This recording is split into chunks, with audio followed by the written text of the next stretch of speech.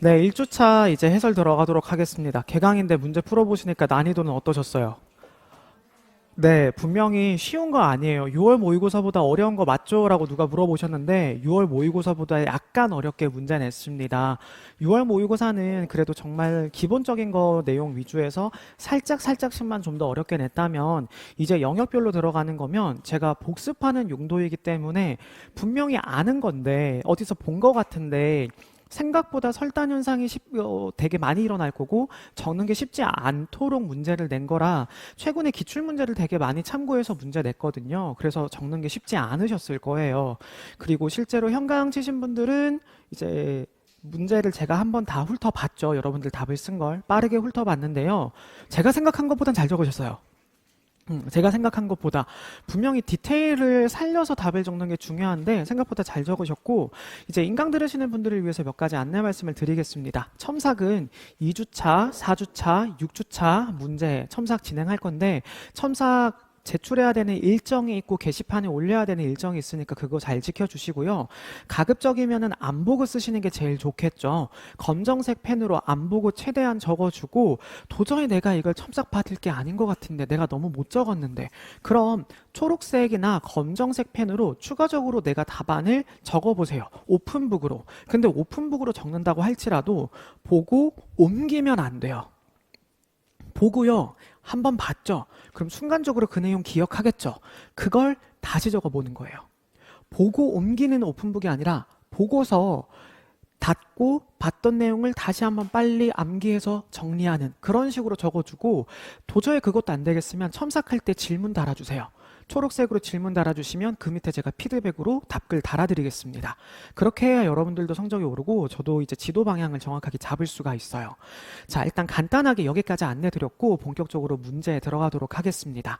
1주차 영역별 문풀 서미 현미였는데요. 난이도는 별 5개 중에 3개 반이에요. 3개 반인데도 이렇게 어렵다고? 나중에 영역별 가게 되면 첨삭 받는 주가 2주차, 4주차 들어갈 거거든요. 1, 3, 5주차는 어렵고 2, 4주차가 조금 쉬울 건데 1, 3, 5주차 난이도는 4개나 4개 반까지 올라갈 거예요.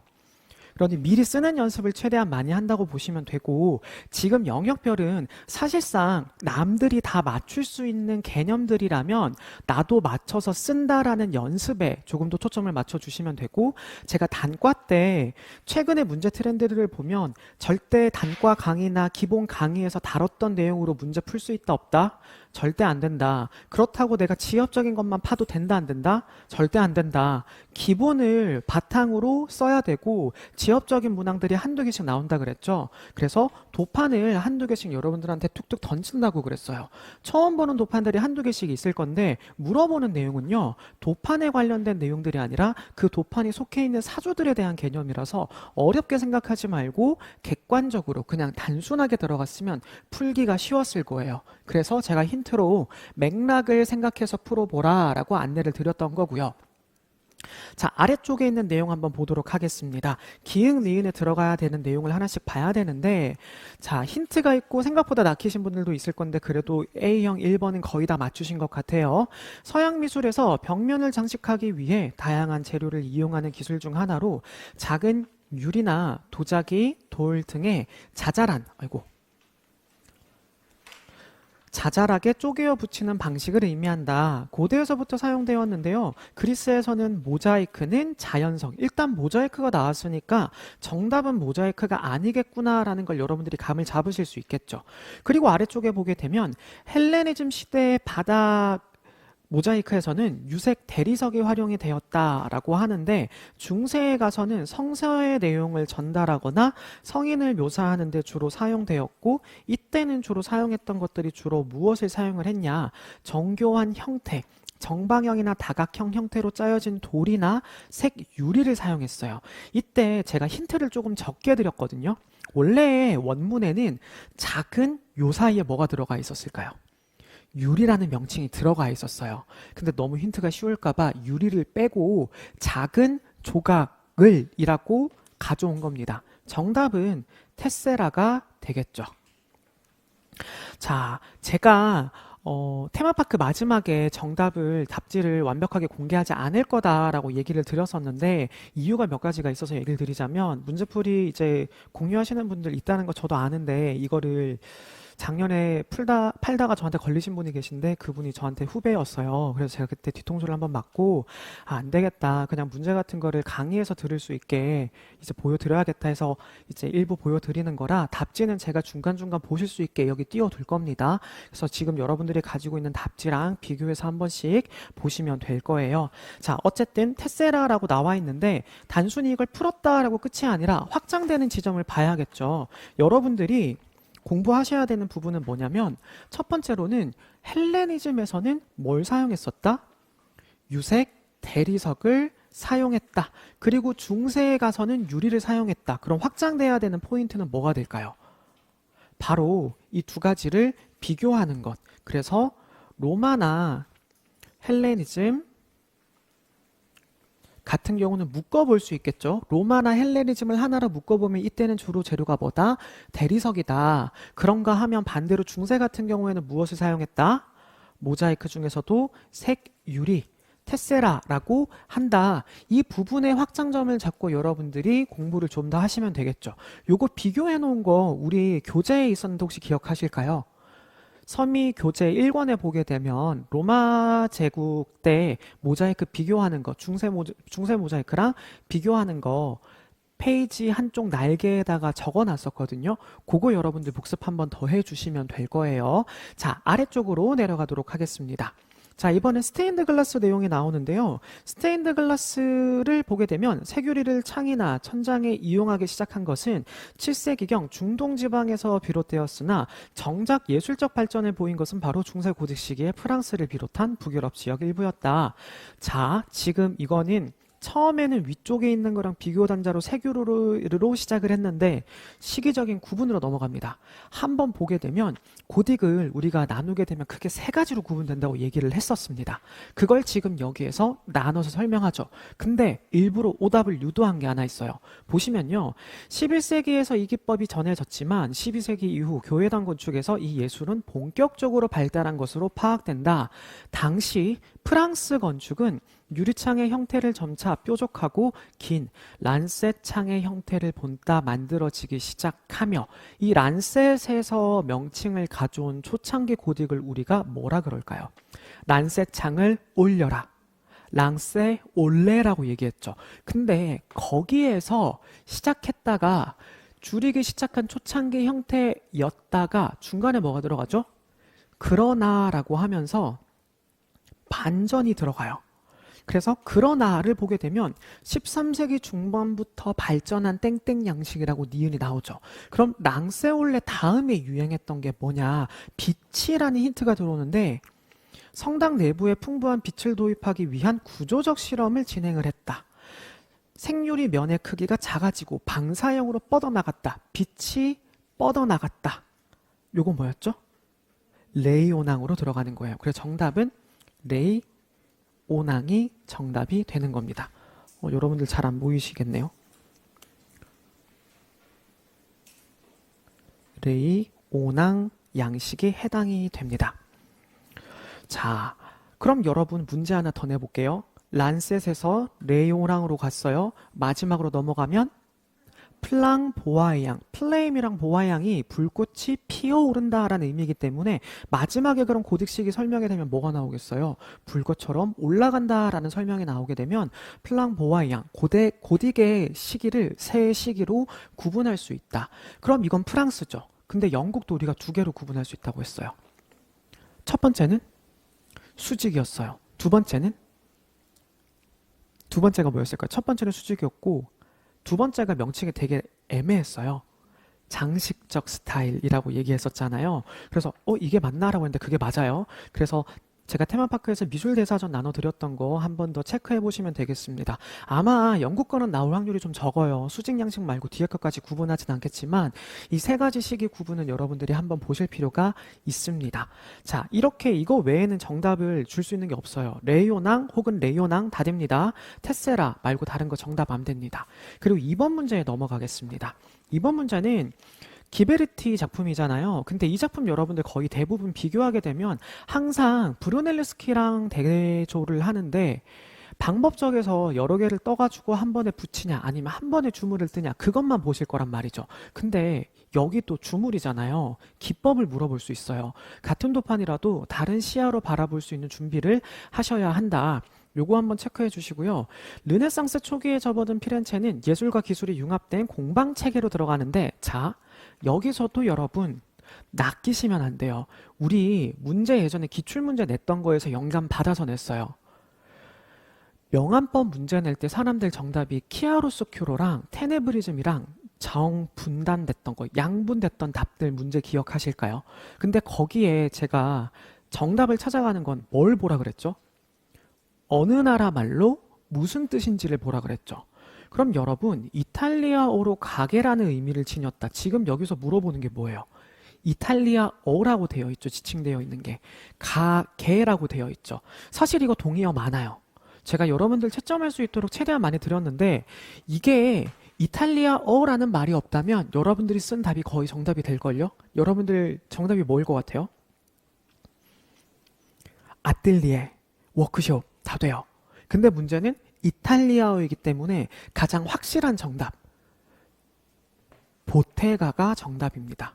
보테가. 이게 서양미술사전에도 있고 세계미술영어사전에도 조금 나와 있고 예술대전에도 나와 있는 건데 이탈리아어의 의미이기 때문에 이렇게 체크를 해주셔야 돼요. 그런데 이게 별반 다르지 않습니다. 워크숍이나 아뜰리에나 보테가나 약간의 의미 차이는 있지만 이걸 구분하는 게 큰 의미는 없다. 사전적 정의로만 한 번 더 체크를 해주시면 되고 뒤에 있는 지문이 더 중요하겠죠. 다만 그러면 보테가는 개념적으로 체크를 했어요. 그리고 르네상스니까 중심체가 어디겠어요?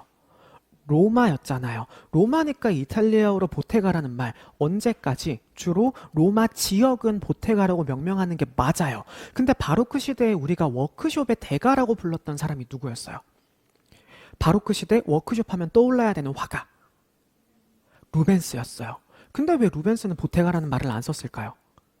지역을 생각해봐요. 루벤스 어느 나라 사람이에요? 플랑드르 지역이었잖아요. 플랑드르 지금의 벨기에예요. 프랑스어를 쓴단 말이에요. 워크숍이라는 말이랑 아틀리에를 거의 같은 말로 썼어요. 그리고 보통 워크숍을 사용을 하게 될 땐 대가가 있고 조수들이 많이 만들고 마지막에 손을 대는 게 대가들이었다. 그 시스템이 보테가랑 차이가 크게 있다 없다? 없다. 지역적인 명칭 무슨 단어인지 생각해 보세요. 보테가 이탈리아어, 아틀리에 프랑스어, 워크숍 영어입니다. 이해되시죠? 어느 지역의 언어인지 이런 걸 보셔야 되고 어제 질문 들어온 게 있었는데 러스티케이션이랑 루스티카가 무슨 차이예요? 네, 똑같습니다. 이탈리아어냐 영어냐 차이입니다. 이해되시죠? 그것도 여러분들이 지역적으로 한번 고려를 해보셔야 돼요. 자, 그럼 다음 단락 들어가게 되면 당시 가장 잘 알려진 보테가는 바로 기베르티의 공방이었는데 이곳은 미켈란젤로나 우첼로 등도 거쳐간 곳이다. 특히 기베르티는 천국의 문으로 불리는 산타마리오 델 피오레 성당의 문 교체 작품 공모 경쟁에서 승리하며 명성을 얻게 되었는데 부조의 속을 밀랍으로 채웠다 녹여 없애는 이것도 제가 원문 그대로 가져왔거든요. 그 원문에 적혀 있는 거는 사실 할로우 캐스팅이에요. 근데 할로우 캐스팅 아시는 분 몇 명이나 될까요? 근데 할로우라는 말의 뜻이 뭔지 아세요? 빠졌다, 비어있다라는 의미예요. 근데 이거 우리나라 말로 바꾸면 신라법이죠. 근데 제가 한번 이런 거 낸 적 있어요. 신라법과 탈라법을 사실상 구분해야 된다. 근데 그걸 둘 중에 뭐가 헷갈리게 된다. 그럼 영어로는 이거를 퉁쳐가지고 하나로 쓸 수 있다. 그러니 우리가 만약에 외국 거라면 뭐라고 쓰면 된다?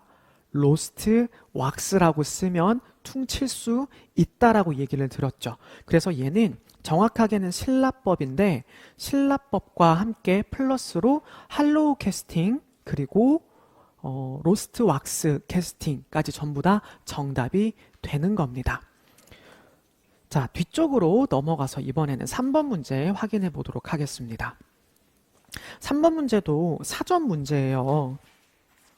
사전 문제인데 1970년대 후반에서 80년대 초반에 이르러 개념 미술, 미니멀리즘, 퍼포먼스 등의 비물질적 예술이 주류를 이루던 흐름 속에서 다시 회화로의 회귀가 일어났다. 자, 여기서 핑크색으로 밑줄 좀 그어주세요.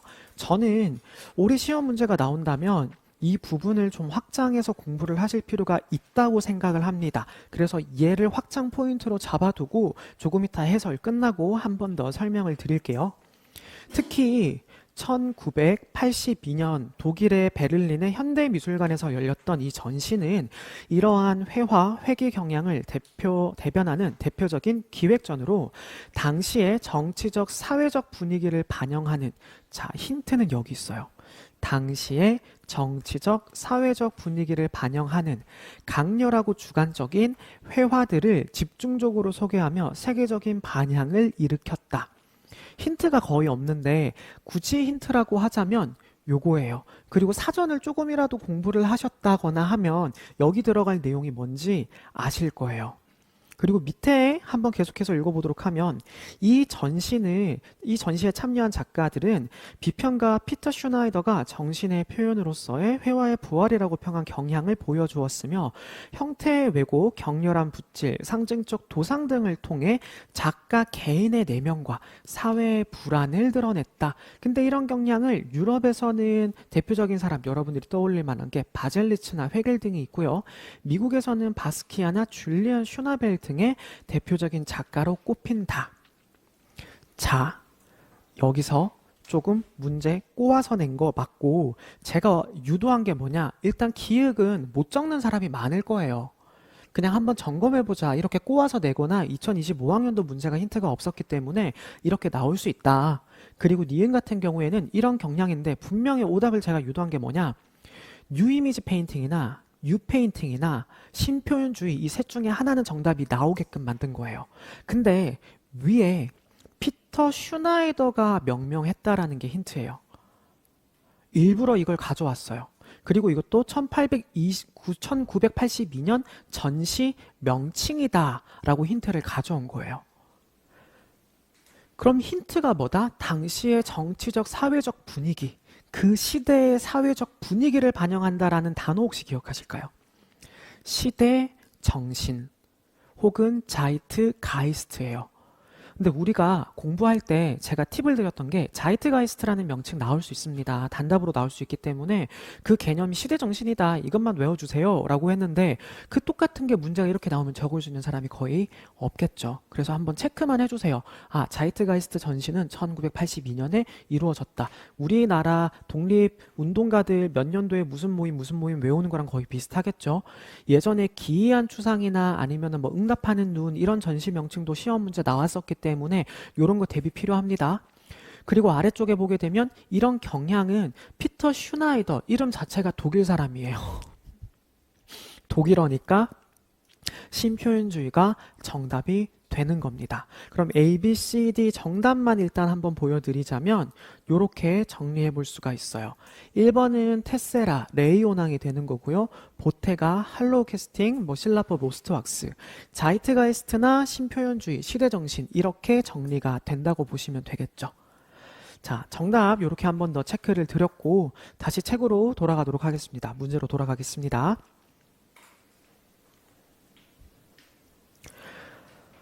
자, 그래서 제가 지금 얘기를 드리는 부분에서 확장해야 된다라는 부분이 바로 이 부분인데 1970년대 후반에서 80년대 문제. 자, 작년 같은 경우에는 제도 비판 문제가 나왔어요. 근데 제도 비판은 제가 계속 강조는 했었어요. 한스 하케나 이런 속으로 나와서 개념 미술로서 제도를 비판한다. 그런 문제가 1960년대 안티운동에서부터 70년대로 변화되는 양상이다. 그럼 60년대에서 70년대로 흘러가는 문제가 나왔다면 올해 같은 경우에는 70에서 80년대로 전환되는 문제가 나올 가능성도 있다라는 거죠. 그럼 70년대 같은 경우에 공통적인 특징이 뭐예요? 모노크롬을 바탕으로 지나치게 개념주의적으로 흘렀다는 거예요. 미술 자체에 뭐가 없다? 구상성이 없게 된다라는 겁니다. 그럼 70년대에 본질적인 방향으로 흘러가게 되면서 개념만 추구했던 흐름들을 보게 되면 모노크롬이 있고요. 그리고 뭐 조각 같은 경우에서도 순수 초상 조각 같은 것도 해당되고 우리나라의 모노파나 아니면 우리나라의 70년대 모노크롬도 해당이 돼요. 그리고 거기서 나아가서 슈포르 시루파스 그룹까지도 여러분들이 보셔야 해요. 그런데 80년대 넘어가게 되면 그걸 전부 다 깨버리는 거죠. 대표적인 경향이 뉴이미지 페인팅, 신표현주의, 그래피티 아트, 배드 페인팅, 트랜스 아방가르드. 이 모든 걸 다 아우르는 게 뭐다? 뉴 페인팅이라는 개념이죠. 근데 그것만 있을까요? 나 이거 모든 걸 다 비판하고 나는 조각에서도 조롱을 한번 해보겠어. 이전에 있는 걸 새로 가져오겠어. 신개념주의에서도 네오 지오나, 네오 팝아트로 가게 되면서 변화 양상이 드러나게 되니까 70년대에서 80년대로 변화되는 미술 사조들을 여기서 한 번 더 여러분들이 복습하는 걸 가져가셨으면 해서 이 문제를 가져온 거라고 보면 되겠습니다. 그리고 앞장에 제가 하나 놓친 게 있는데 이거는 그냥 기억만 해두시면 돼요. 신라법, 탈라법 제가 얘기를 했는데 신라법의 장점, 탈라법의 장점 요거 제가 표현 복습할 때 한번 얘기를 드렸죠. 대량 생산 가능한지 아니면 공정이 쉬운지 그거 하나만 좀 기억해 주시면 되고요. 4번 문제 바로 넘어가겠습니다. 자, 4번 문제 같은 경우에 다음 도판과 설명을 참고하여 기응린에 들어가는 건데 도판만 딱 봐도 비교 단자가 보입니다. 일단 어때요? 구조가 똑같죠. 근데 가도 나도 둘 다 어디에 해당되는 거냐? 신고전주의에 해당이 돼요. 가하 작품은 누구의 작품이에요? 다비드 작품이에요. 그리고 이 도판을 나중에 여러분 비교할 때 지금은 제가 가나 가져왔는데 비교 단자 잡으면 누구랑 비교할 수 있을까요? 저는 달리랑 문제 내려고 했어요. 처음에 달리랑 문제 내려다가 다 틀리겠군 이러면서 바꾼 거예요. 조금 더 쉽게 낸 거예요. 근데 이 문제 달리랑 문제 내게 되면 얘는 사실적이죠. 근데 달리 문제는 여인이 어떻게 되어 있어요? 서랍이 막 몸에서 열리죠. 그런 식으로 나온단 말이죠. 그럼 하나는 목적이 무의식이고 하나는 사실적인 표현의 전달이에요. 그런 식으로 차이를 내는 거고 의상이 조금 여기는 헐벗긴 했지만 이 의상이 그 의상입니다. 그리고 의자도 되게 비슷하죠. 요 시기 때 만들어진 게 신고전주의가 우리가 생각을 해볼 때 시기를 크게 세 개로 나눴어요. 처음에 루이 몇 세? 16세, 루이 16세. 루이 16세 시기가 있었고 16세 때 결국에는 처형당하죠. 앙뚜아네트랑 전부 다 어떻게? 사라져요. 그러다가 프랑스 혁명이 일어나게 되죠. 그리고 나서 나폴레옹으로 넘어가게 돼요. 근데 나폴레옹이 집권을 몇 번 한다? 2번을 하게 된다. 그리고 나폴레옹 3세까지 넘어가게 되죠. 이때 나폴레옹이 원정을 많이 떠나게 되면서 아래쪽의 내용입니다. 원정을 많이 떠나게 되면서 이집트와 터키의 장식 양식 같은 것들을 엄청 가져와가지고 패션에다가 가구에다가 적용하기 시작해요. 건축 말고 주로 패션이나 의상, 가구에 적용을 했던 거. 이걸 우리가 요 시기 때 첫 번째로 등장하는 양식을 뭐라 부른다? 제정 양식 혹은 앙피르 양식이라고 합니다. 자, 여러분 앙피르가 프랑스어지만 얘를 영어로 쓰면 뭐라고요? 엠파이어예요. 근데 이 앙피르 양식이 두 번째 나폴레옹 3세가 집권했던 세컨드 들어가게 되면 그걸 뭐라 부를까요? 그거를 스콩 탕피르라고 하는데 제2 제정 양식이라고 보면 돼요. 근데 되게 직관적이에요. 스콩이 뭘까요? 이거예요. 스콩, 세컨드. 그러니까 스콩에다가 엠파이어를 붙이면 스콩 댐피르. 그래서 스콩 당피르가 앙피르 양식의 두 번째다라는 개념으로 이해하시면 되겠죠. 쉽게 언어를 보면 조금 더 쉽게 이해하실 수가 있습니다. 결국 기억에 들어가야 되는 건 앙피르 양식, 제정 양식을 얘기를 하는 겁니다. 특히 제1 제정 양식. 그리고 아래쪽에 보게 되면 대표적인 예로 다비드가 그린 가의 레카미의 부인의 초상이나 나폴레옹의 여동생인 파울리나 보르게제를 묘사한 나의 반누드 조각상의 의상이나 소파에서 그러한 특징이 잘 나타난다. 나의 작가는 누구죠? 카노바. 자, 카노바 좀 체크해 주시고 카노바, 김석 조각사 책에 환조의 부조화라고 되어 있는데 사실 카노바는 단답으로 문제를 맞추려고 낸 거고 중요한 건 어느 부분일까요? 여기 있는 지문 보시라는 거예요. 이 지문을 시험 문제에서 볼 수도 있고 카노바 말고 우리가 중요하게 생각해야 되는 다른 작가 한 명 더 누구 있었죠? 신고전주의에? 우동이 있었죠. 근데 우동이랑 카노바 제가 한번 얘기를 드렸어요. 르네상스 같은 경우에는 그리스 로마 중에서도 어느 시기의 부활로 외우면 편하다? 그리스의 부활이라고 얘기를 했습니다. 근데 신고전주의는 로마의 부활이라 그랬죠. 근데 로마랑 그리스의 차이, 그리스는 이상적이었어요. 로마는 현실적이었죠. 그래서 신고전주의도 현실주의적이라서 어떤 거, 얼굴이나 몸은 당시의 현실 인물. 근데 이런 의상이나 자세 같은 것들은 이상적. 그래서 신고전주의 조각의 공통적인 특징들도 한 번 더 떠올려 보자. 몇 번 문제 냈었고 형상평가에서도 냈던 문제에서 벗어나지 않았습니다. 그런 지점으로 한 번 더 떠올려주고 복습 잡아주세요. 자, 그럼 답답형 4개 문제는 다 봤고요. 이제 A형 5번 문제 빨리 넘어가도록 하겠습니다. 자, A형 5번 문제, 요거는 쉬운 듯 안 쉬운 듯 쉬운 문제입니다. 자, 도판을 한번 보게 되면요. 미켈란젤로가 교황 율리우스 2세에게 명을 받아 그렸던 시스티나 천장화인데요.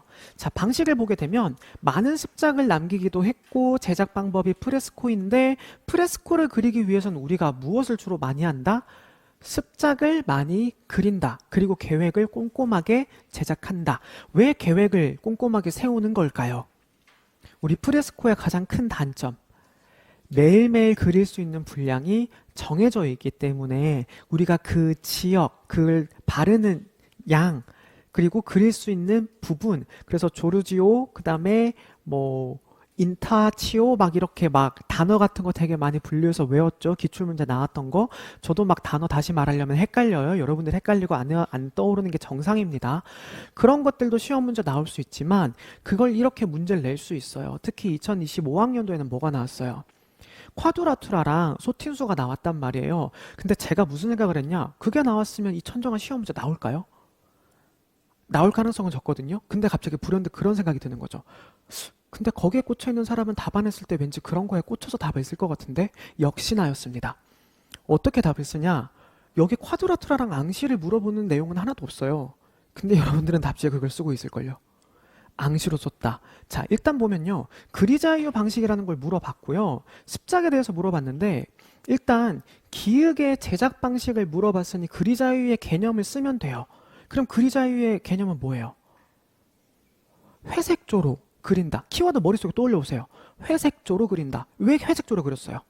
조각처럼 보여주기 위해서. 그래서 모든 인체들은 이 미켈란젤로가 왜 이거를 그렸을까? 밑줄친 기역의 방식. 제가 이렇게 도판까지 같이 나와 있으면 가급적이면 미켈란젤로 내용도 한 번씩 적어주면 부수적인 답안이 될 수 있다라고 얘기를 하잖아요. 뭐 때문에? 이상적인 인체의 형태를 보여주기 위해서. 요 정도만 적어줘도 여러분 충분히 답을 만들어낼 수 있어요. 일단 기본 답은 뭐다? 하나는 회색조로 만들어냈다. 두 번째로는 조각과 같은 분명함을 주기 위해서이다. 따라서 미켈란젤로의 십작에서도요. 다빈치랑 다르게 다빈치는 명암을 보여주는 단계를 굉장히 부드럽고 점진적으로 보여줬지만 미켈란젤로의 작품에서 주로 나타나는 특징 뭐가 많이 보이죠? 해칭이 주로 많이 등장하게 된다. 습작에서 해칭을 바탕으로 명암을 만들어주기 때문에 키워드로 해칭이 꼭 들어가야 해요. 자, 그리고 두 번째 작성 조건을 한번 보게 되면 가 작품에 드러난 트롱프레이유 방식에 대해서 물어보라고 했고 건축과 연계해서 서술하라고 했는데 자, 건축과 연계해서 서술하라고 했다고 해서 여러분들의 거의 오답은 대부분 뭐였냐? 제가 지금 여기 자리에 계신 30분의 답안을 다 확인했어요. 근데 이 문제는 어떻게 썼는지 궁금해서 초반에 봤어요. 콰드라투라를 쓰신 분이 20명이 넘어요. 콰드라투라 입장을 쓰신 거. 자, 지금 여기는 시점을 말하거나 천장화에서 어떤 방식으로 썼냐 이걸 물어보는 게 아니죠. 그리고 콰드라투라도 아니에요. 이건 천장을 그릴 때 트롱프레이어 어떻게 눈속임 기법을 썼냐 이걸 물어보는 거라 눈속임 기법으로 얘기를 할 거면 뭐가 들어가야 된다? 건축 구조물이 있겠죠. 그 건축 구조물이 이어지고 연결되는 것처럼 만들어서 어디가 진짜이고 어디가 가짜인지 구분되지 않도록 만들어 놨다. 정말 그래서 극사실적으로 그려놨다라는 개념으로 접근해 주는 게 필요해요. 다른 개념 필요한 게 없어요. 트롱프레이유라는 것은 눈속임이다. 사실적으로 그린다. 요런 거 개념 나오면 제일 먼저 뭐부터 써라? 그 개념의 의미부터 써라. 그리고 나서 그 다음에 뭐 써야 된다? 서술하면 되는 거잖아요. 그 개념을 바탕으로 어떻게 적용됐는지. 그럼 여기서는 건축의 요소가 연장된 것처럼 만들어놨고 그걸 바탕으로 아주 세밀하게 그렸다 정도면 답이 돼요. 근데 여기 콰드라투라나 앙시 같은 거 쓰면 여기서 물어보는 조건에서는 어긋나게 되는 거예요. 만약에 콰드라토라나 앙시 같은 걸 물어볼 거였으면 시점이나 실제로 바로크 시대의 천장을 같이 뒀어야죠. 근데 그게 빠졌다는 거죠. 그리고 세 번째 조건, 습작을 했을 때의 장점 한 가지는 당연히 계획을 세울 수 있다, 꼼꼼하게 볼 수 있다, 완성되는 작품을 미리 점검하고 수정할 수 있다. 이거는 상식선이니까 별로 어려운 거 없이 충분히 모두가 맞출 수 있는 문제입니다. 장점 한 가지는. 근데 나하 습작에 나타나 있는 이 모르비데차, 요거 주의해야 돼요. 이건 미술대사전에서 한번 얘기를 나눴고요. 사실 이게 개념이 되게 모호하고 헷갈리는 개념이거든요. 자, 우리가 뭐랑 얘를 비교해야 되냐? 이 모르비데차라는 개념이 우리가 점진적으로 자연스럽게 변화해가는 명암이라고 얘기를 했어요. 근데 이 명암을 보면 헷갈리게 되면 지금 제 설명만 들으면 딱 헷갈리는 다른 단어가 하나 더 떠올라야 돼요. 점진적으로 변화하는 명암. 키아로스쿠로랑 되게 비교가 되거든요. 근데 모르비데차는 이 명암은 풍경에도 적용이 돼요. 풍경에도 적용이 되고 인체에도 조금 다 적용이 돼요. 그런가 하면 키아로스쿠로 명암 방식은 키쿠는 주로 인물에 적용해요. 제가 지금 이 얘기를 드리는 이유는 우리는 보통 키아로스쿠로만 암기를 해요. 근데 모르비데차를 배웠어. 근데 단답이 키아로스쿠로 같아. 근데 헷갈려. 키아로스쿠로랑 모르비데차 공부를 더 많이 했더니 직관적으로 나는 키아로스쿠로만 알면 키아로스쿠로만 쓸 텐데 괜히 모르비데차 봤다가 더 헷갈려. 이렇게 되면 우리가 봐야 되는 키워드는 인물의 살갗에 적용이 되어 있다라는 말이 확실하게 나와 있으면 안전하게 키아로스쿠로로 가세요. 거의 대부분의 단답은 제가 뭐 확정적으로 말할 수는 없지만 한 70%의 확률로는 키아로스쿠로를 단답으로 물어보는 거지 모르비데차를 단답으로 물어볼 수는 없어요. 단어의 의미를 제가 그래서 이제 이탈리아 어원 같은 것도 찾아보고 했는데 키아로스쿠로는 빛의 자체를 의미하는 거예요. 빛이라는 의미가 들어가 있어요. 근데 모르비데차는 또 뭐가 빠져 있냐? 빛이라는 의미가 빠져 있어요. 점진적인 변화. 우리 음악 용어 중에 점점점 빨라진다 이런 단어 같은 거 있잖아요. 뭐 안단테, 메조단테, 메지탄테 막 이런 단어들 그런 거랑 비슷하게 모르비데차는 점점 어두워진다라는 의미예요. 이해되시죠? 그래서 인체에 적용된다거나 빛이라는 의미가 들어가게 되면 키아로스쿠로 70%의 확률로 키아로스쿠로다. 근데 점점 변화한다라는 개념이 뭐다?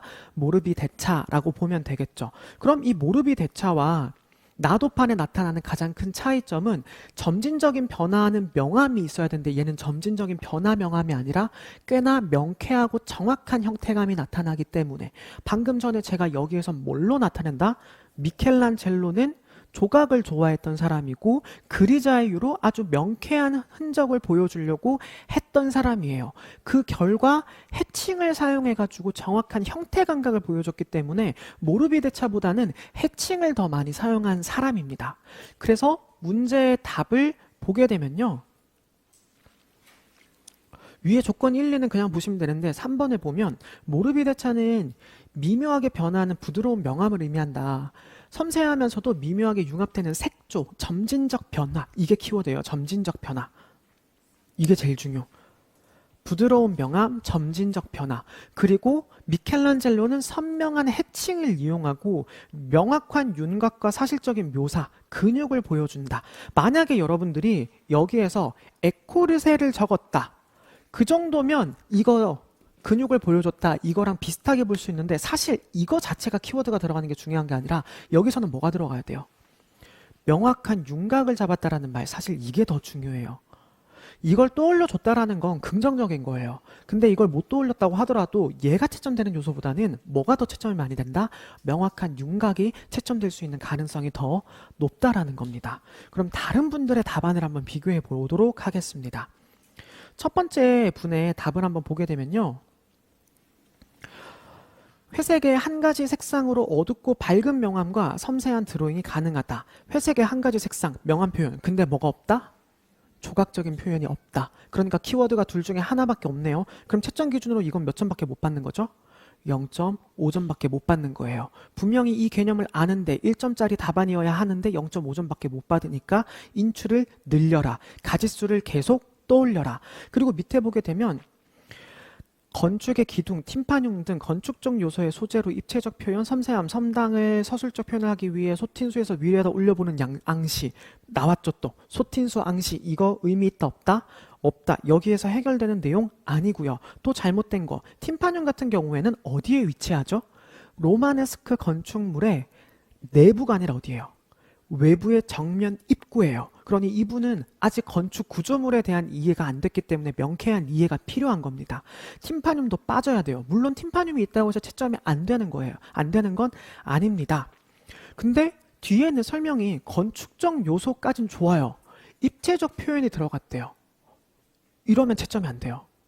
만약에 여기에 단어 하나라도 들어갔으면, 만약에 여기에 건축적 요소의 소재로 사실적으로 확장해서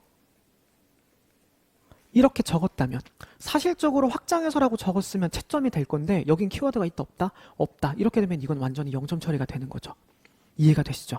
그래서 밑에 보면 감상자의 시각에 따라 입체로 표현인 단축법으로 환영적 천장화에 해당한다. 단축법도 지금 사실상 크게 적용되어 있지는 않습니다. 쿼드라투라가 단축법이 적용되어 있지만 시스테나 천장화 같은 경우에는 위에서 올려다 봐가지고 사실적인 게 아니라 장면 장면 하나 객관적인 서술로 들어가 있기 때문에 서술적인 내용 말고는 크게 들어갈 게 없고 트롱프레이어 내용으로 적어줘야 되는데 지금 트롱프레이어에 대한 내용이 없고 뭐 다른 거 다 빠졌죠. 그나마 이제 습작의 장점은 전체적인 표현이나 수정 및 보완이 가능하다 정도로 가져갔기 때문에 여기에서 이제 0.5점 정도 가져갈 수 있다. 둘 중에 하나라도 쓰게 되면 뭐 0.7점 가져간다고 쳐볼게요. 아이고. 그리고 밑에 보게 되면 차이점은 인체의 자세한 관찰로 근육의 부분적 표현에서 에코르세와 섬세한 부분 관찰이다. 이렇게 되면 부분 점수밖에 못 가져가기 때문에 0.2점이에요. 에코르세가 중요한 게 아니라 명확한 윤곽을 보여줘야 되는 거니까. 그럼 총점 몇 점 가져가는 거죠? 1.4점밖에 못 가져가는 거예요. 4점 문제에서. 그래서 키워드를 바탕으로 최대한 인출하는 게 필요하신 거예요. 자, 옆에 있는 다른 분 답안도 한번 비교해 보도록 하겠습니다. 그리자의 유는 회색의 안료를 대상의 양감, 입체감의 명암을 표현하는 제작 기법이다. 네, 완성된 부분 조각과 같다. 이거 그럼 점수 몇 점? 1.0 가져가겠죠. 그리고 밑으로 보게 되면 작품에서 적용된 눈속임 기법은 환영적 효과. 키워드 잘 들어갔습니다. 내부의 기둥과 볼트, 궁룡동의 건축 자재가 천장화로 연장. 자, 이거 제가 추구하는 거죠. 이렇게 애매하면 앞에다 키워드 적어놓고 괄호하고 넣어두라고. 이거 어차피 나중에 채점 안 돼요. 근데 틀렸거든요, 솔직히. 근데 이건 채점 안 돼도 앞에 게 맞잖아요. 그러면 이러면서 채점을 해줄 수밖에 없어요. 개념을 모르는 게 아니니까. 이러면 채점해줘요. 그리고 제대로 아나? 뒤쪽에 좀 이상한 말하면 채점 못하겠지만 뒤에 또 보는 이의 시선을 고려하는 원근법적 기법을 바탕으로 키워드 또 때려박았어요. 그리고 공간과 천장에 종교적 세상이 연결되어 종교적 감화와 성스러움을 자아낸다. 부수적인 키워드까지 아까 얘기 드렸던 작성 방법을 점점점 발전시켜 나가고 있죠. 어느 정도 작성해 주셨어요. 습작의 장점은 실제 작업에 들어가기 전 대상의 움직임과 세부적 묘사를 관찰, 사전의 결과에 대한 확인이 가능하다. 그리고 모르비데차가 철저히 연구의 목적으로 해부학적 구도와 표현, 이건 모르셨던 것 같아요. 그러니 이런 건 넘기시고 동세에 따른 근육의 변화를 연구하기 위해 제작한 드로잉과 차이가 있다. 그럼 마지막에 있는 요거는 점수를 못 가져가시는데 나머지 부분의 점수가 어떻게 된다? 다 가져가는 거기 때문에 이분 같은 경우에는 3.0을 가져가는 거예요. 키워드가 되게 중요하고 방향에 군더더기 없는 게 딱 보이죠. 모르면 못 적어요. 모르비드차 못 적는다고 생각합니다. 만약에 하반기 들어오셨는데 테마파크도 안 들었다. 못 적을 거예요. 모르비드차 테마파크에서밖에 안 다뤘기 때문에. 근데 이 정도 적으신 거면 잘하신 거예요. 그래서 저는 이 문제 봤을 때 모르비드차는 다 틀리겠지? 하면서 문제 냈어요. 틀릴 거라고 예상하고 문제 낸 건데 이 정도면 저는 만점이라고 생각합니다. 본인이 여기에서 2.5점 이상 가져갔다. 잘 쓰셨다고 스스로를 다독여주세요. 그리고 2점 미만이면 내가 못 적었다 이게 아니라 암기하시면 되지. 아직 시간 5개월이나 남았습니다. 자, 이제 6번 문제 내려가도록 하겠습니다. 6번 문제 같은 경우에 제가 이거 강의에서 공개한다고 답지 적어놨는데요. 빈 분리파에 관한 수업이었고 랑스트라세 혹은 링스트라세라고 하는데 표기가 약간 왔다 갔다 하는 것 같아요. 근데 최근에 표기를 보면은 오스트리아 자체로는 이 링스트라세라고 적혀 있는 게 맞는 것 같은데, 일단 조건 1번이 뭐냐? 밑줄친 기역에 반대한 이유와 밑줄친 니은에 들어갈 분리파의 등장 배경 한 가지를 쓰는 겁니다. 자, 근데 빈분리파 등장 배경 몇 번 반복했거든요. 이건 떠올리셔야 돼요. 일단 링스트라세를 떠올리셔야 되는데, 링스트라세 공부 저랑 같이 하셨던 분들이면 이게 무슨 운동인지 기억하셔야 할 건데 뭘까요? 빈에 있었던 황제가 절충주의를 바탕으로 과거에 있던 요소들을 바탕으로 만드는 뭐였다? 재건축 운동이었다. 근데 요 시기가 1897년이네. 어라? 이때 전 세계적으로 유럽 전체적으로 키워드가 다 뭐다? 절충주의였던 거 기억하실까요? 빅토리안 에이지. 영국도 그렇고 프랑스 일부 지역도 그렇고 그런 데 포함해가지고 다 어땠어요? 절충적으로 표현했잖아요. 그렇다 보니까 링스트라세는 양식의 혼용이었어요. 근데 분리파 입장에서는 너무나도 많은 장식들이 반복되는 걸 어떻게 했다? 싫어했고 반대했다. 그러한 측면에서 링스트라세에 반대했다. 그럼 링스트라세의 의미를 먼저 적어줘야겠죠. 재건축 운동이다. 장식의 혼용이다. 과거의 답습이다. 라고 비판을 했습니다. 그럼 등장 배경 하나는 재건축에 반대했고요. 두 번째는 뭐에 반대했다? 우리 빈분리파도 그렇고 기본적으로 그 시기에는 뭘 반대해서 등장했다? 표준이 되는 건 뭐라 부른다? 아카데미즘. 맞습니다. 아카데미즘에 반대한 거예요. 당당하게 얘기하세요. 아카데미즘에 반대했던 거 맞아요. 그리고 부가적인 답을 하나 더 적어주게 되면 빈분리파는 다른 아르누보랑은 경향이 좀 달랐죠. 특히 아르누보가 프랑스에서는 장식적 경향이지만 현대적인 곡선 위주로 장식이 들어갔다면 빈분리파는 완전한 장식이 아니라 기하학적인 패턴 같은 것들을 만들어주는 쪽으로 단순화시켜서 하나의 총체 예술로서 전개하자고 설명을 했습니다. 물론 장식적이라는 기준이 조금 달라요. 링스트라세에서 말하는 장식이라는 건 과거에 있었던 장식 요소들을 어떻게 짬뽕하는 거예요. 철학이 있어요, 없어요? 없죠. 근데 빈분리파는 장식이 철학이 있어요. 현대를 반영해서 기하학적인 모티브로 단순화시키자. 장식을 단순화시키자. 그래서 빈분리파는 아카데미즘에서도 벗어나자라고 얘기를 했는데, 그 아카데미즘에서 벗어날 때 영감을 받았던 부수적인 키워드로는 인상주의의 영감을 받았습니다. 인상주의도 처음에 아카데미에서 벗어났잖아요. 사전에 나와 있는 내용이기 때문에 한 번 더 체크해 주시면 되고, 답을 한번 보여드릴게요. 자, 조건 1에서 보게 되면 과도하게 역사주의적, 절충주의적인 도시 재건축 문제를 지적을 했다. 장식이 과거 양식의 반복으로 퇴보하는 흐름이라는 점을 비판을 했다. 빈 아카데미에서 요구한 고전주의적 규범과 역사 중심의 교육에 반발을 했다. 그리고 또 하나, 사회적인 배경으로는 프러시아와의 전쟁에서 패배하고 새로운 예술 장식을 추구하는 흐름이 하나 나타난 거고요. 그리고 부수적인 걸로는 인상주의랑 교류하면서 반아카데미즘을 수용했다. 이 빈분리파의 등장 배경을 여러분들이 따로 명쾌하게 외우지 않으셨으면 이걸로 외우세요. 이걸로 외우는 게 중요해요. 이해되시죠? 이런 부분 한 번 더 체크해 주시는 게 필요합니다. 그럼 문제 계속해서 보도록 하겠습니다. 그래서 등장 배경도 방금 설명을 드렸고요. 빈분리파에서 회화 포스터 건축이 있는데 가를 통해 가지고 그럼 이 포스터의 특징을 봐라. 우리 방금 얘기했던 거 다 나왔죠. 과거의 단순한 곡선의 장식에서 벗어나서 기하학적인 패턴이 반복되어야 한다. 그리고 여기에서는 작가 개인의 독자성, 그래서 모더니즘으로 넘어가는 시작점이기 때문에 빈분리파, 특히 포스터를 만들었던 작가들은 작가 개인의 개성을 굉장히 중요하게 생각을 했죠. 근데 문제는 빈분리파가 나중에 개인의 개성을 중시하는 쪽이랑 건축에서는 나름대로 기능을 중시해서 통일하려는 방향이랑 쪼개진다고 얘기를 했어요. 그래서 쪼개져서 개인의 개성을 중시했던 쪽이 누구다? 화가 클림트였죠. 그래서 클림트가 빈분리파의 회장이었지만 탈퇴를 해버렸고 남아있는 사람들은 기능주의적인 건축물을 만들게 됐단 말이죠. 그 기능주의적인 건축물을 바탕으로 만들었던 게 나와 다의 방향이에요. 특히 다가 있는데 장식을 거의 배제했어요. 그래서 아래쪽에 있는 건축물들이 단순한 선이 들어갔죠. 이전까지는 이런 단순한 선이 인면에 있었다 없었다? 없었다. 장식은 어디에만 남겼을까요? 위쪽 지붕에만 최소한으로 남긴 거예요. 그 당시 빈분리파가 추구할 수 있었던 최고의 기하학적 방법은 장식은 최소화, 나머지 재료 같은 것들, 철제 재료를 활용한다거나 아니면 인면을 단순한 직선 구조로 남긴다거나 하는 방향으로 넘어갔다. 미술사 복습이 되죠. 자, 다시 한번 정리를 하는 거예요. 여러분 지금 필기하지 말고 제 얘기부터 한번 들어보면서 머릿속에 정리하실게요. 자, 처음에 빈 분리파 등장했어요. 처음에 빈 분리파 등장했던 회장이 누구였다?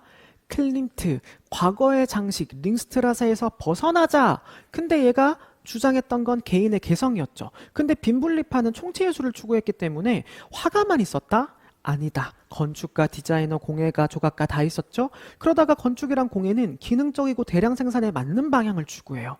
그리고 회화가들은 나만의 개성을 추구하는 방향으로 나가요. 결국 클림트를 비롯한 화가들은 어떻게 된다?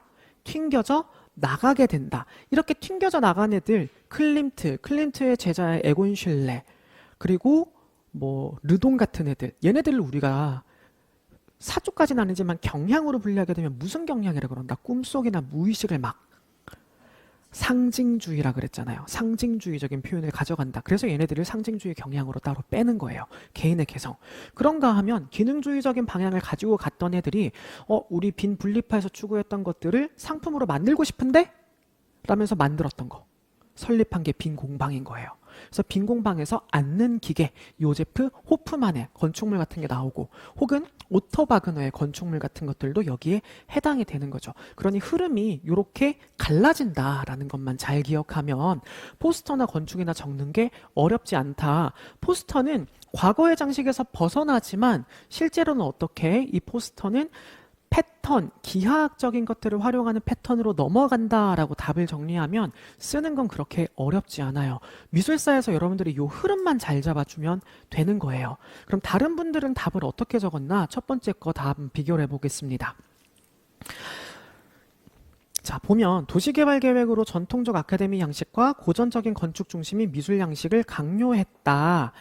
자, 여기에서 조금 아쉬운 거 부분 점수만 가져갈 수 있어요. 아카데미 양식, 도시개발 계획 이건 맞는데 절충주의라는 키워드가 없죠. 지금 이것만 있고 뭐가 없어요. 절충이나 답습이라는 키워드만 있었다면 점수를 가져가셨을 텐데 그 점수가 없다 보니까 이건 채점 기준에서 몇 점을 가져가게 되는 거냐? 부분 점수밖에 못 가져가게 되는 거예요. 그러면 제가 아마 부분 점수 드리게 되면 이건 아마 0.2점 정도 드릴 수 있을 것 같고요. 이에 분리파는 보수적인 전통주의와 공공미술의 반대로 인해 자유로운 예술 실험과 개인 표현을 강조하는 클림트 같은 예술가들을 중심으로 등장을 했다. 이것도 키워드는 없죠. 키워드 없는 서술만 있어요. 그러니까 이것도 부분 점수로 0.3점밖에 안 돼요. 왜? 키워드가 없죠. 이거 문장 바꾸면 어떻게? 아카데미에 반대해서 개인의 개성을 추구했으며 나아가 교전주의적인 규범이나 역사화에서 벗어났다. 그런 내용으로 들어가야 되는데 이게 빠졌어요. 그래서 0.3점밖에 제공하지 못하게 되는 거고, 디귿에 들어갈 포스터는 기하학적인 구도와 곡선적인 유기적인 선, 그리고 평면적인 생명 구성, 요게 살짝 아쉽긴 하지만 그래도 키워드가 2개 정도는 들어갔다고 볼 수 있겠죠. 그러니 얘는 또 1.0점을 가져가시는 거예요. 그럼 마지막에 또한 아르누보 스타일이 반영되어 있다. 이거 맞는 말이죠. 근데 빈분리파 건축은 기하학적이고 단순한 형태로 예술의 자율성과 정신성을 강조했다. 이 답이랑 이 답이랑 별반 차이가 없다. 그럼 이분은 뭐다? 사실 이거 기억 안 난 거다. 그래서 위에 있는 거랑 삐대 쓴 거다. 충분히 눈에 보이거든요. 우리는 이렇게 얘기합니다. 아우, 노력이 가상하다. 갸륵하다. 막 이러는데 이렇게라도 적어주셔야 돼요. 근데 여기서 키워드 적었다면 아래쪽에는 단순한 기하학적인 인면으로 구성하고 위쪽에는 뭘로 만들었다? 장식을 넣었다. 그래서 문제를 볼 때 왜 하필 이 도판을 넣었을까? 도판을 보고도 분석할 수 있어야 한다는 거죠. 결과적으로 이분은 몇 점을 가져가게 된다. 그렇게 되면 1.5점을 가져가게 돼요. 그럼 옆에 있는 분은 몇 점을 가져가게 되냐? 한번 보도록 하겠습니다. 1번 요제프 황제의 링스트라스의 재건축 운동이 재건축을 통해 서민들의 거주지를 없애고 다른 곳으로 이주시키는 것으로 보았기 때문에, 자, 맞는데 이게 지금 중요한 사항은 아니죠. 이 사람을 지금 다른 곳으로 이주시켰다. 만약에 이걸 답으로 물어볼 거라면 사회적인 배경에서 이게 불러일으켰던 사회적인 문제점이 뭐냐? 이걸 물어봐야 되는데 정말 놀라운 건 이건 역사 임용에 나옵니다. 미술 임용에 나오진 않아요. 역사 임용이 되면 어떻게 해요? 역사 공부를 하신 분 같아요. 그러니까 요거는 쓰시면 안 되고 아쉬워요. 재건축 운동은 맞는데 그 개념이 잘 없어요. 그리고 빈분리파는 당시 전쟁 상황. 근데 여기서 전쟁. 이 정도면 부분 키워드 인정 들어갈 수 있어요. 그리고 정치적 어려움에서 도피하여 기존의 전통 아카데미의 반대, 작가들이 새로운 양식으로 내세운 것이다. 애매하게 어떻게든 끼워서 부분적으로 키워드가 들어갔죠. 정치적 어려움에서 도피했다? 이건 말이 안 되는데 어찌됐든 간에 이렇게 얻어 걸리는 키워드가 있어요. 진짜 이렇게 되면 와 진짜 애매한데 와 어떡하지? 와 하는데 이 중에 하나는 들어갔고 부분 점수 들어가게 되면 이거 0.8점 가져가는 거예요. 애매하지만. 그리고 밑에 포스터는 직선적 형태와 함께 반복되는 기하학적 패턴을 보이며 장식성을 띠고 있다. 곡선적 형태와 아른 후보의 장식성이 반영되었다. 이것도 잘 만들어 주셨죠. 두 개의 키워드가 어느 정도 들어가 있는데 이거는 완벽하게 1.0점을 가져가시는 거고요. 직선적이고 통일성 있는 구조에 자연물 장식이 반영된 건축적 특징을 지녔다. 잘 적으셨는데 제가 이분한테 얘기 드리고 싶은 게 잘 적으시거든요. 근데 이렇게 적으면 절대 만점은 못 가요. 문제는 뭐냐? 맞아요. 이런 분들이 시험 문제 내가 아는 게 나오면 얻어 걸리는 게 많기 때문에 컷은 넘길 수 있어요. 근데 고득점은 못 가요. 세세하게 디테일하게 완전 점수를 가져가야 되는 부분에서 키워드 누락 때문에 완전 점수를 못 가져가거든요. 밑에 있는 부분 적을 거면 저는 이렇게 적었을 거예요. 직선적이고 통일성 있는 구조에 금속의 자연물 장식을 상부에 배치했다. 그러면 여기서 끝나는 게 아니라 전통에서 벗어나 현대적 플러스 과거의 새로운 시도라고만 적었더라도 전통과 현대라는 점을 비교할 수 있잖아요. 사실 이게 제일 중요한 거잖아요. 아래쪽에는 기하학적이었어요. 근데 위쪽에는 금속 모티브, 금속이래. 그 자연물 모티브 장식 남아있는 거 맞거든요. 근데 그렇게 조금만 더 친절하게 적어줬으면. 그래서 이렇게 적으시는 분들의 특징이 뭐냐면 인출을 조금 더 하시면 되는데 이 정도면 됐지. 그리고 안 떠오른대요. 안 떠오르면 어떡해요? 그럼 안 떠올라서 떨어질 거예요? 아니잖아요. 그러니까 더 떠올리는 연습, 인출하는 연습을 반복해서 하셔야 돼요. 잘 적으셨지만. 그래서 3번 같은 경우에도 채점 기준을 바탕으로 보게 되면 이것도 마찬가지로 1점은 다 못 가져가고 0.8점 가져가게 돼요. 그럼 2.6점이죠. 사실 이분 이것도 1점 가져갈 수 있고 이것도 1점 가져갈 수 있었는데 그렇게 되면 3점인데 조금 아쉽게 되는 거죠. 0.4점이면 커트라인에 갈라지기도 하는데 이렇게 좀 감안을 해주시면 될 것 같습니다. 자, 그리고 뒤로 7번으로 넘어가도록 하겠습니다. 자, 7번 문제 같은 경우에는 여러분 이 도판들 보신 적 있으세요? 솔직히? 보신 적 있으세요? 대학 다닐 때 아마 대학 학부 수업에서는 보신 적 있을지는 몰라도 거의 보신 적 없을걸요? 이게 아르테 포베라도 지금 문제 나왔던 게 여러분들이 아는 작가라 그러면 기출됐던 작가밖에 모르기 때문에요. 아마 쿠치넬리랑 또 이름이 기억이 안 나네. 넝마 있었던 피스톨레토 돌체 구스토가 자꾸 떠올라가지고 피스톨레토 피스톨레토가 이제 대표적인데 사실 아르테 포베라를 이끌었던 건 피스톨레토 말고도 누가 있냐면 바로 마리오 메르치랑 주세페 페노네가 있습니다. 근데 이 두 사람은요 아르테 포베라 운동 자체를 이끈 사람이기도 하지만 프로세스 아트랑도 사실 연결되거든요.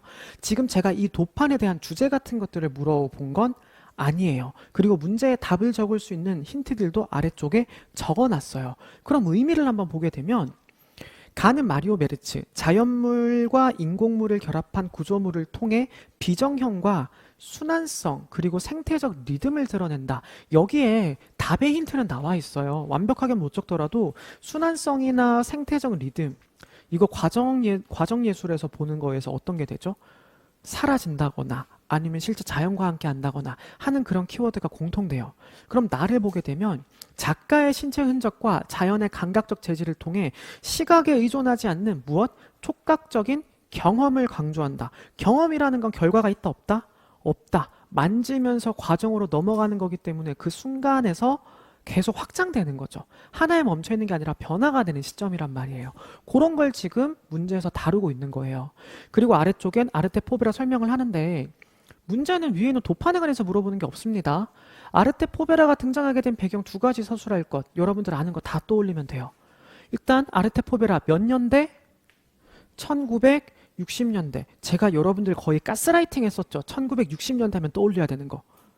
안티 디자인, 안티 운동 이거 떠올려야죠. 안티 TTT 운동 떠올려야죠. 반사회 운동. 60년대 하면 머릿속으로 기본적으로 딱 들어가야 되는 게 그거예요. 그럼 1970년대 하면 딱 떠올라야 되는 거. 반전 운동. 베트남부터 해가지고 전쟁 같은 거. 미국은 조금 다르지만 다른 지역, 유럽이나 이런 지역에서는 60년대 안티 운동이 엄청나게 많이 일어났다. 그럼 거기에서도 이탈리아에서 어떤 안티 운동이 일어났냐? 지금까지 미래파의 그림이나 노베첸토 이탈리아노의 그림 같은 것들에 대해서 회의감을 느끼고 새로운 방향으로 넘어간다. 심지어 여러분 60년대 후반의 배경으로 문제를 낼 거면 아르테포베라랑 뭐랑 비교할 수 있는 줄 아세요? 아르테포베라랑 아키줌을 비교할 수도 있어요. 1960년대에 생겨난 안티 디자인 운동까지 비교할 수 있는 거예요. 여튼 그래서 60년대 후반 배경을 얘기를 하게 되면 첫 번째는 떠올라야 되는 게 안티 운동으로 인해서 사회 변화가 일어났다. 그리고 이탈리아가 전쟁을 겪고 나서 산업 변화로 인해 가지고 경제적으로 굉장히 약화가 되죠. 이것도 여러분들 제가 계속 얘기 드렸던 사회적인 배경이에요. 그리고 또한 미술사적인 배경을 보게 되면 아르테포베라가 반대했던 거 당시에 어떤 미술? 제도적인 미술. 그래서 예술계에 반대해서 갤러리 안에다가 뭘 갖다 놨어요? 말 갖다 놨잖아요. 그걸 떠올려야 돼요. 그러니 이거는 아르테포베라의 배경을 여러분들이 암기했느냐 안 했느냐. 이 도판을 보고 당황하지 말고 도판 아니더라도 이거는 내가 아는 개념 물어보는 거니까 당황하지 말고 답을 적는 게 중요한 거였어요. 그럼 가를 참고하여 아르테포베라가 프로세스 아트와 공통적으로 강조한 점. 키워드 여기서 뽑으면 돼요. 모르면. 과정예술은 뭘 강조했죠? 예술이라는 게 하나의 고정된 형태가 아니고 변화하는 시간 속의 과정이다. 마찬가지로 나 작품에서는 순환성과 생태적 리듬, 촉각적 경험을 통해 과정을 강조한다. 키워드 뽑아서 적기만 하면 여러분 점수 가져갈 수 있는 거예요. 제가 별다른 걸 요구한 게 아닙니다. 그리고 마지막으로 아르테포베라가 개념미술과 다른 접근 방식을 서술할 것. 이것도 여러분들 암기했으면 돼요. 아르테포베라 명칭의 의미가 뭐다? 가난한 미술이었죠. 왜 가난했는데요? 기존의 미술과 다르게 무엇을 가져왔다? 쓰레기를 가져왔고 그리고 그걸 바탕으로 실체적으로 체험하길 바랬잖아요.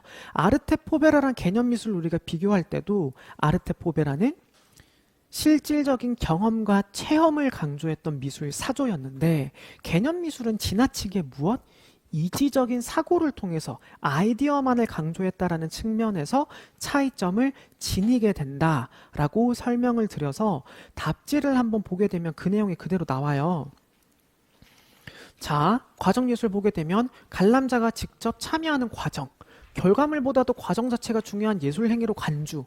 특별하게 뭐 있어요? 없어요. 그리고 밑에 보게 되면 시각 중심이 아닌 촉각, 신체의 흔적, 감각적 질감을 통해서 보는 거, 관객과 소통하는 거. 근데 개념 미술 같은 경우에는 아이디어 중심에만 초점을 맞췄다. 개념적 구조에 중점을 뒀다. 이 뭐라도 하나라도 적으면은 두 가지 중에 하나라도 적으면은 점수를 주는 구조인데 이거를 얼만큼 잘 해결해 나갔나라는 걸 전 보고 싶었거든요. 도파는 모르지만 밑에 있는 답은 충분히 적을 수 있는 거 제가 한 번 것만 딱 가져왔어요. 자, 이거 한번 같이 볼게요. 서구 문명의 물질적 풍요로움을 표현한 팝아트와 기계 문명을 찬양한 미래주의의 반대. 일단 둘 다 맞습니다. 지나치게 대중문화를 찬성했던 흐름도 반대한 거 맞아요. 그리고 2차 세계대전 이후 혼란한 시대상을 겪었던 이탈리아의 반문화 반체제 상황의 대응. 이것도 맞아요. 이분 키워드 정확하게 암기하고 계셔요. 그리고 두 번째, 시간의 변화에 따라 재료가 달라지고 부패하는 아르테포베라. 변화한다, 쓰레기는 부패한다. 과정성 설명했죠. 펠트천 등 유연한 소재의 시간에 따른 가변성으로 과정의 시각성을 보여주는 프로세스 아트. 두 개의 차이점을 정확하게 얘기를 했죠. 과정이라는 점을 공통적으로 보여줬다. 재료의 성질과 형태가 바뀐다. 재료적인 측면만 적어주긴 했지만 그래도 어느 정도 이 과정이라는 부분에 집중했다라는 걸 설명을 해줬어요. 그리고 밑에 보게 되면 개념미술은 언어로 개념을 정하며 네, 발주예술은 개념 미술기 아니죠? 어디 거죠? 미니멀리즘이죠.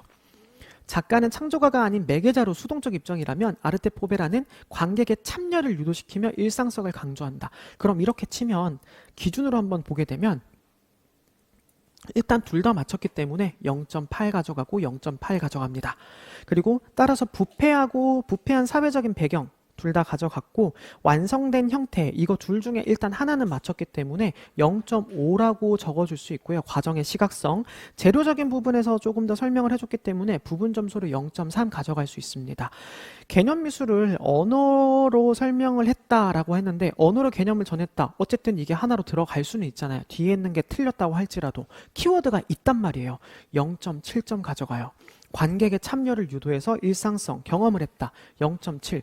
하나만 적으면 됐기 때문에 이렇게 되면 1.5, 1.5 몇 점? 3점이에요. 3.8점.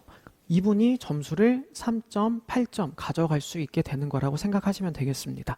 뭐 진짜 너그럽게 점수를 준다고 하면 이거 배경 다 맞췄다라고 생각해가지고 1.0 다 줄 수는 있는데 그냥 이렇게 봤을 때는 3.8점까지 내려갈 수도 있다라는 거 한번 생각해 보시면 되겠습니다. 이렇게 적어주시면 돼요. 근데 이렇게까지 적어주시는 분이 사실상 저는 없을 거라고 생각은 듭니다. 그럼 이제 이 도판들 의미는 파악하고 넘어가셔야겠죠. 자, 필기를 몇 가지 해주셔야 되는데요. 마리오 메르츠가 만든 이 작품 같은 경우에는 이글루 연작입니다. 자, 이글루는 형태가 무슨 형태라고 얘기를 할 수 있을까요? 돔의 형태죠. 근데 이 돔이 사실 뭐랑 좀 닮았죠? 뭔가 지구와 닮아 있습니다. 그래서 이 메르츠, 마리오 메르츠, 우리가 알고 있는 그 슈비터스의 메르츠가 아니라 마리오 메르츠라고 이제 따로 외워야 돼요. 마리오 메르츠는 이 돔이라는 게 지구의 형상을 닮아 있기 때문에 과거와 현재 그리고 미래를 순환적인 구조로 가시화 하는 상징적 의미를 지니고 있다고 봤어요. 왜? 지구는 돌잖아요. 여러분 편서풍이라는 거 알죠? 편서풍 서쪽에서 불어온다. 그거 왜 그럴까요? 지구가 자전하니까 자전하는데 위에 있는 상층에 있는 기류는 돌잖아요. 그런 것 때문에 순환한다라는 의미 때문에 이 반돔의 형태는 순환성의 구조이다. 순환의 의미를 지니고 있다라고 설명을 한다고 합니다. 그래서 요거를 보게 되면 이 순환이라는 게 어쨌든 역사도 돌고 지구도 돌고 우리 일상성을 보여줘야 된다. 그래서 예술이라는 게 지나치게 제도적인 그런 고전적인 법칙에서 벗어나야 된다. 법칙에서 벗어나 일상을 체험할 수 있어야 한다. 그래서 이글루 연작에는 다양한 단어 같은 것들을 보고 사람들이 주변을 돌아다니면서 이게 어떤 의미인지 한번 생각해보고 경험해보도록 만드는 용도예요. 그리고 옆으로 넘어가게 되면 주세페 페노네 같은 경우인데 프로세스 아트랑 되게 비슷한 게요. 원래는 목재가 이런 통나무를 잘라가지고 네모나게 파는 거 있죠. 그거를 위에서 눕혀가지고 나이테 순서대로 동그랗게 잘라요. 그럼 위에 삐져나와 있는 건 일정한 나이테 부분만 남기고 가해를 다 잘라버린 겁니다. 그럼 이건 뭐냐? 나이테는 뭘 의미하는 거죠? 1년에 하나씩 나이가 성장하는 건데 그걸 돌아가면서 이게 나무가 이렇게까지 되기까지 위한 그 과정과 시간에 대해서 생각해 보는 거예요. 그러니 이거를 하나하나 세아려 보는 게 일종의 뭐다? 과정과 시간을 탐닉하는 의미가 되는 거겠죠. 저거 보게 되면은 이건 일종의 과정, 성장의 증거라고 볼 수 있으며 상업용 목재의 나이테를 순차적으로 잘라서 표현해 두었다. 어떻게 보면은 이게 이렇게도 설명이 된다고 하네요. 작가가 했던 말인데 과정의 소급이다. 과정의 소급. 그래서 과정이 결과로 나와 있는 현실이지만 이걸 감상하는 과정으로 감상은 과정 그 자체가 된다. 그래서 아르테 포베라가 뭐랑도 비교가 된다? 프로세스 폴리오랑도 비교가 되는 것이다 라고 설명하는 거예요. 크게 어려운 건 없습니다. 그래서 이렇게 정리를 한번 해볼 수가 있어요. 과정의 성장. 자, 그래서 여기에서 확장될 수 있는 부분들을 한번 떠올려 보라 그러면은 제가 아트신스에서 이 도판들을 가지고 와서 문제를 낸 거예요. 아르테 포베라 자체의 개념도 한번 더 중요하게 떠올려 주시고 그 60년대 사회적인 배경, 60년대 문화의 흐름, 60년대 디자인 요것도 한번 봐주세요. 70년대가 작년에 문제 나왔기 때문에 그 앞 시대의 60년대나 그 이후에 70에서 80년대 사이 문제가 좀 나올 것 같습니다.